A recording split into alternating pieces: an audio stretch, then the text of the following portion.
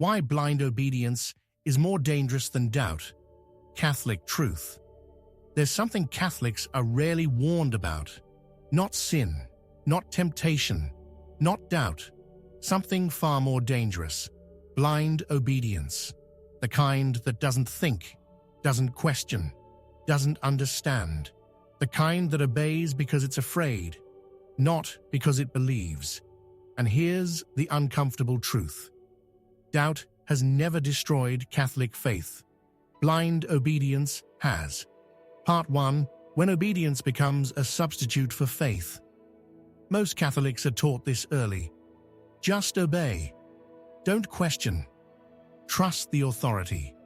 Faith means submission. But at some point, obedience quietly replaces understanding. People stop asking why. They stop wrestling with meaning. They stop engaging with truth. Faith becomes mechanical. Stand, sit, repeat, confess, leave. And the scariest part? They believe this is holiness. But obedience without understanding isn't faith. It's dependency. Part 2. Why the Church never feared questions. Here's what many Catholics don't realize. The Church was never built on blind followers. The greatest Catholic minds, Augustine, Aquinas, Jerome. They questioned everything. They argued with God. They doubted interpretations. They wrestled with contradictions. If doubt were dangerous, Catholic theology would not exist. The Church survived because of questions, not despite them. Part 3. When don't question becomes a control mechanism, there is a moment when obedience stops being spiritual and starts becoming psychological control. When people are told, questioning is sinful. Doubt means weak faith. Thinking too much is pride. Faith becomes fear-based, and fear produces silence. Silence produces compliance, and compliance creates people who follow rituals they don't understand, and abandon faith the moment pressure comes. Part 4. Doubt is not the enemy of faith. Doubt is not disbelief. Doubt is engagement. Doubt is the mind asking, is this real? Does this make sense? Why should I believe?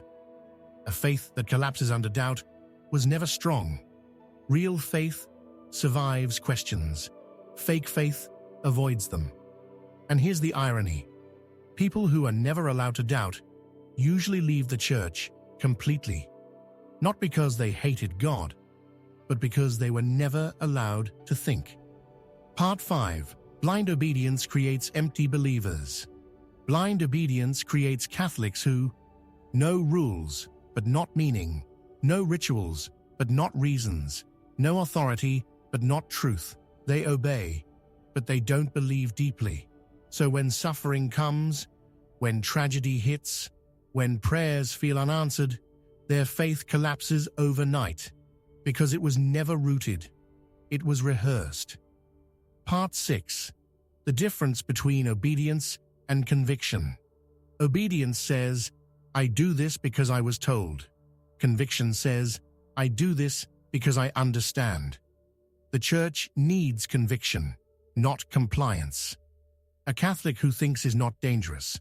A Catholic who obeys blindly is, because blind obedience can justify anything, even evil, if authority demands it. History proves that. Part 7. Why doubt often leads to stronger faith. Many Catholics who truly believe today did not arrive there smoothly. They arrived there tired, confused, sometimes broken. Their faith didn't grow in comfort, it grew in tension. They questioned things they were never supposed to question. They felt guilty for doubting. They wondered if something was wrong with them. Some even reached the edge and thought, maybe I don't believe anymore. But something important happened in that moment. Instead of running from doubt, they sat with it. They examined what they had inherited versus what they actually believed. They separated tradition from truth, fear from conviction. And in that process, something fell apart. Not faith, illusion. Fake beliefs couldn't survive pressure. Borrowed convictions couldn't survive honesty. What remained was smaller, but stronger. That kind of faith is dangerous to systems that depend on silence, but it is healthy, even necessary, for a soul that wants truth. Part 8. The most uncomfortable question. This is not a question people like to sit with, because it doesn't accuse others. It exposes you. Ask yourself, slowly, honestly, do I believe because I understand, or because questioning was never allowed? There is a big difference. One creates confidence. The other creates fragility. If the moment doubt appears, faith collapses. Then faith was never the foundation. It was habit. It was fear. It was repetition. Conditioning feels like faith until it is challenged. And when challenged, it does not respond with understanding. It responds with panic. That panic is the sign. Part 9. What Catholicism actually calls for. Catholicism has never asked people to stop thinking.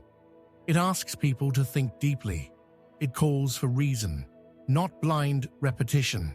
It calls for conscience, not borrowed morality. It calls for discernment, not automatic agreement. Even obedience itself, in Catholic teaching, is not mindless. Obedience is meant to be chosen, understood, integrated. Faith is not the absence of thought. Faith is thought that has been examined, tested, and then surrendered freely. Anything else is not faith. It's avoidance. Part 10. Why this message makes people uncomfortable. Because comfort is powerful. Blind obedience removes responsibility. It tells you what to do and frees you from struggle. Thinking does the opposite. Thinking makes you accountable. Thinking removes excuses. Thinking forces you to own your belief. This message doesn't tell you to rebel. It doesn't tell you to reject authority. It tells you to wake up. And waking up is always uncomfortable at first, because it removes safety nets. Part 11. The warning most Catholics never hear. Here is a truth many people discover too late. If your faith only survives when questions are silenced, someone else is holding it. Because truth does not fear examination. God does not panic when you ask hard questions. God does not collapse under doubt. But systems built on control often do. That's why questions are labeled dangerous. That's why doubt is treated like betrayal, not because it destroys faith, but because it exposes weakness. Part 12. Final word. Doubt will not destroy your faith, but refusing to think might, because the world will question you. Suffering will question you. Loss will question you. And if your faith cannot answer, it will not survive. Obedience without understanding feels holy for a while, until life asks you why you believe, and silence is not an answer. That is not Catholic truth. That is spiritual sleep. If this video helped you understand something you've been quietly struggling with, please like it. It helps this message reach others who need clarity too. If you know someone who is questioning, doubting, or feeling stuck in their faith, share this video with them. It might answer a question they've been afraid to ask. And if you want content that explores Catholic faith with honesty, reason, and depth, not blind belief, consider subscribing and staying connected. This channel isn't about shutting questions down. It's about understanding faith before surrendering to it.